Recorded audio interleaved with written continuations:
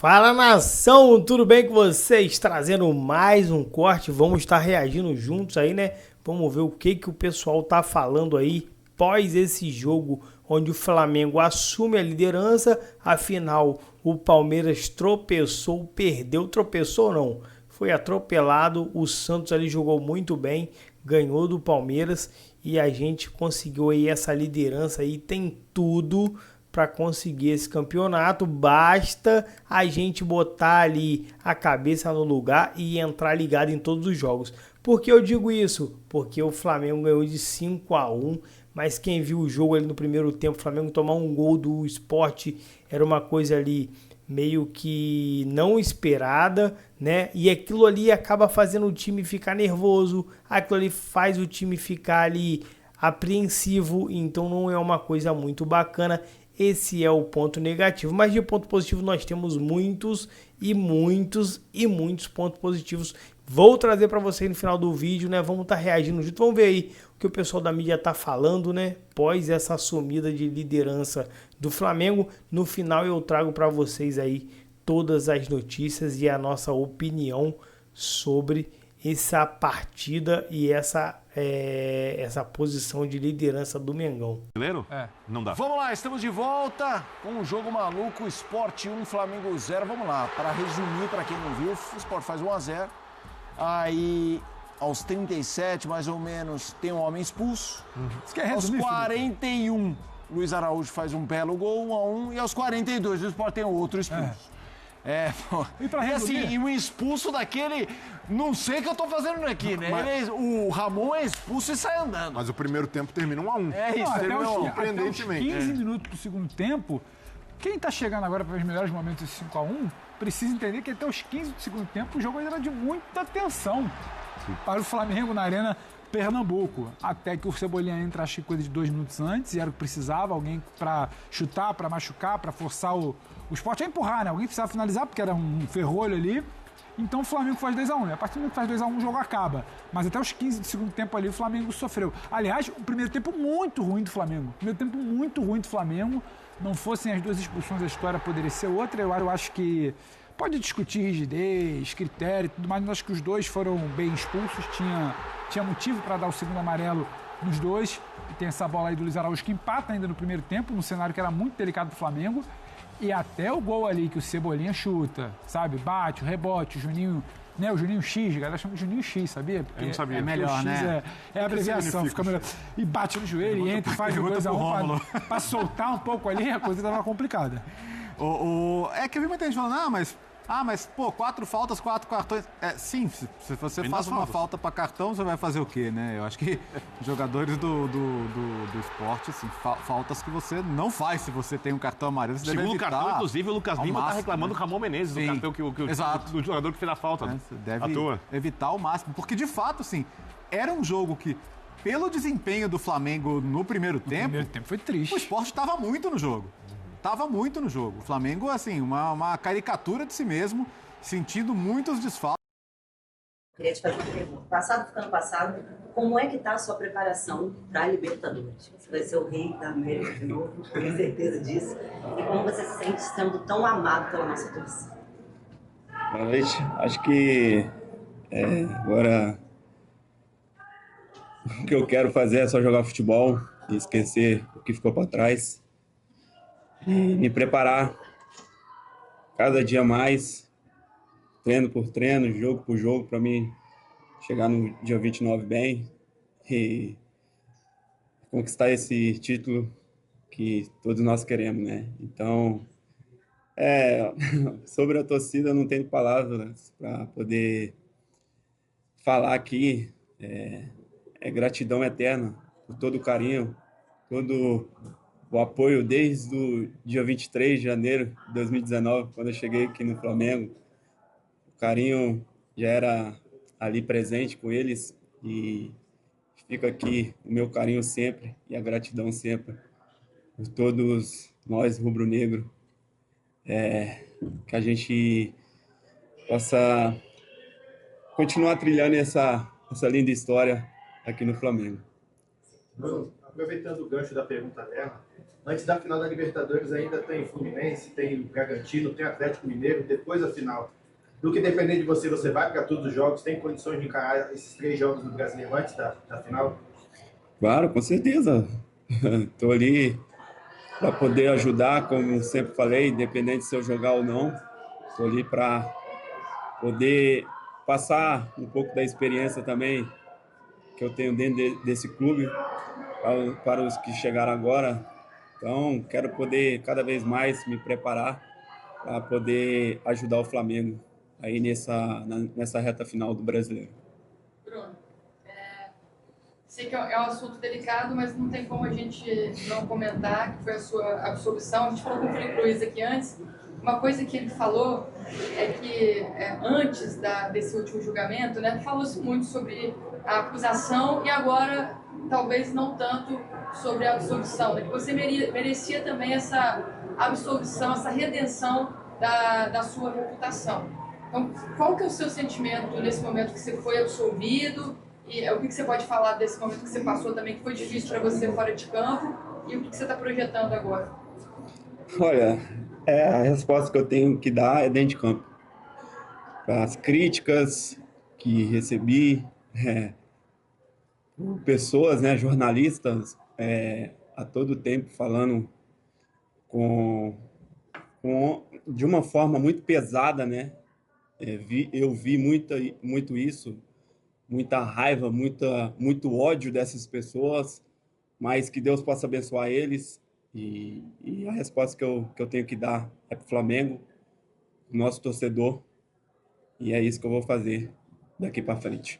Bruno, Gabriel, a gente sabe que, independente de qualquer coisa, de ser jogador, de ter um ótimo salário, você tem uma família, você tem esposa, você tem um filho, tem um garoto que já está um pouco maior, já consegue entender um pouco o que se fala. Eu queria saber, assim, como é que você se blindou diante de tanta besteira que foi falada? As pessoas falavam coisas sem saber. E quando chegou ali no tribunal, ficou muito claro que você não fez parte de um esquema, que você não fez parte de um conluio, que você não ganhou dinheiro com isso, como teve outros casos assim no Brasil. E ficou claro a sua inocência, tanto que foi 6 votos a 1 e a 2. Né? A maioria, o dobro do que queria te condenar, te absolveu. Queria saber assim, como é que você fechou com a sua família, como é que você blindou a sua família diante dessa situação que aconteceu, que eu acho que foi mais uma situação complicada que você passou na carreira. Você teve a situação no olho, depois teve a situação no joelho, mas eu acredito que essa fugia um pouco do seu controle, porque você não controlava a narrativa das pessoas. As pessoas falavam o que elas achavam que era verdade e meio que, tipo, você não tinha o direito de se defender. Até porque se você fosse ficar toda hora rebatendo alguém, você poderia acabar se desgastando muito. O que você falasse?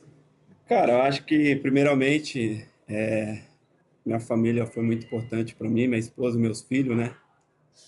E o clube também, com o Paulo, uma pessoa que não aparece nos bastidores do clube, mas é o terapeuta do Flamengo, uma pessoa que conversou bastante comigo, me deu apoio nos momentos difíceis, e também tem uma pessoa fora do clube, né, que é a minha terapeuta também, que me ajudou bastante a ter só o foco naquilo que eu tinha que fazer em campo. É claro que em alguns momentos me atrapalhou, mas eu estava ali para poder tentar fazer o meu melhor e, de alguma forma, essa blindagem com essas pessoas foi muito importante para mim.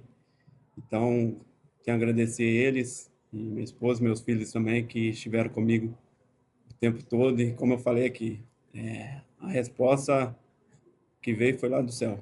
E é ele que me deu força. Se eu estou hoje no futebol, foi porque ele quis. Comecei com 21 anos de idade.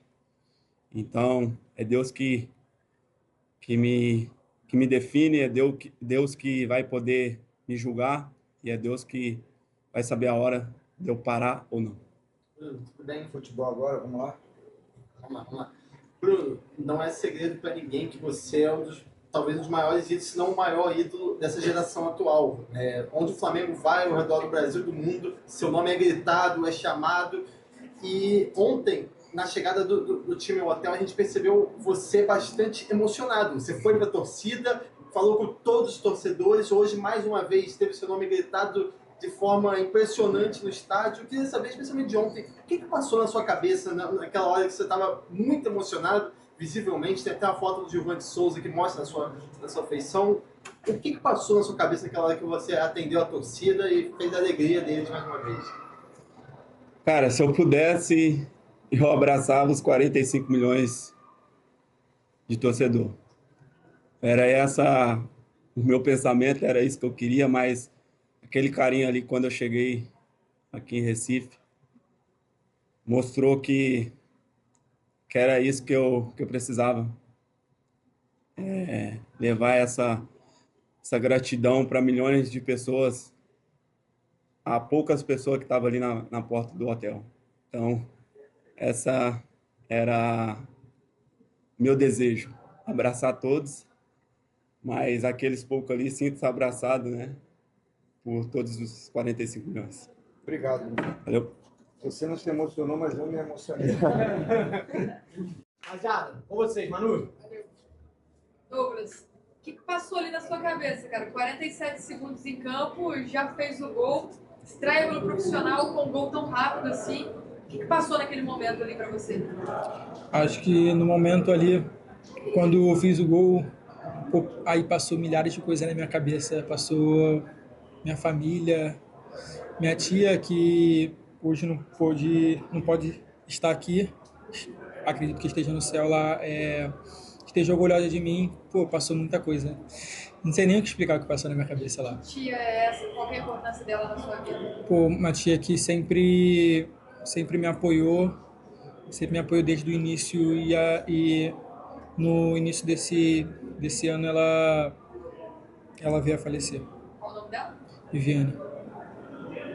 Douglas, você teve uma curta participação com o Felipe Luiz no início do trabalho dele como treinador no Sub-17, ele mesmo lembrou isso. O que você lembra desse trabalho quando você foi comandado por ele no Sub-17 e se isso de alguma forma ajudou nesse aproveitamento dessa oportunidade que você teve na partida de hoje diante do Sport? Muito quando ele estava no Sub-17. Muito aprendizado com ele, com a comissão técnica mesmo, em todo. Acho que teve muito aprendizado e agradecer a Deus e por ele por me dar essa oportunidade de estar estreando. Douglas, normalmente, os jogadores já consolidados no profissional, quando recebem uma assistência, igual o Cebolinha te deu, dá um prêmio para quem deu assistência. Cebolinha já te cobrou ali um jantar, alguma coisa assim, um lanche talvez, está subindo agora. Cebolinha já falou alguma coisa com você? Como é que foi a sua entrada depois do vestiário, depois de ter feito esse gol? Ele não falou nada a respeito disso daí não, mas ele me deu os parabéns e falou para mim seguir em frente, não parar por aqui, enquanto dá só com um gol profissional. Então tá aí, torcedor flamenguista, foi esse o vídeo que a gente separou e tá aí, a gente vai ver elogios, como a gente tem que ouvir. O Flamengo amassou o Sport, jogou muito bem, né? Contávamos justamente com esse tropeço do Palmeiras, assumimos a liderança, temos tudo para ser campeão, porém, vamos deixar aí de análise, o Flamengo não pode entrar tão desligado nos jogos, cara. Era um jogo fácil hoje, o Flamengo ganhou de 5-1, eu não sei vocês, mas eu como torcedor, eu fiquei muito apreensivo no início do jogo, até ali o primeiro tempo todinho, o Sport jogava bem, o Sport era o lanterna do campeonato, pior zaga, tudo de ruim era o Sport, e o Flamengo encontrava dificuldades, ou parecia que não queria o jogo, sabe, de uma forma sonolenta. Então eu vou perguntar a vocês, foi um pensamento meu, ou isso aconteceu? Porque eu fiquei muito apreensivo, fiquei muito nervoso. E, obviamente, depois o Flamengo mostrou ali sua qualidade, entravam jogadores que faziam a diferença. Parabéns ao Cebolinha. Cara, Cebolinha é um ótimo jogador. Ele não tem sequência porque ele se machuca demais, mas ele é um excelente jogador. Luiz Araújo, excelente jogador. Nunca que é reserva do Plata, mas aí a opinião do técnico, porém, pode comentar aí também, se vocês pensam igual a mim ou igual o Felipe Luiz, mas para mim não faz sentido o Luiz Araújo ser reserva, porque ele também recompõe. Então, assim, quando é um jogador muito técnico que não recompõe por questões físicas, a gente entende, mas não é o caso de Luiz Araújo. Ele recompõe e tem ali um poder de decisão que o Plata não tem. Então, assim, Plata que tem que brigar para tentar conseguir essa vaga, não ao contrário. Mas enfim, é isso, rapaziada. Espero que vocês tenham gostado do vídeo. Já que ficaram aqui até o final, dê o like, dá uma moral pra gente e até o próximo vídeo. Valeu!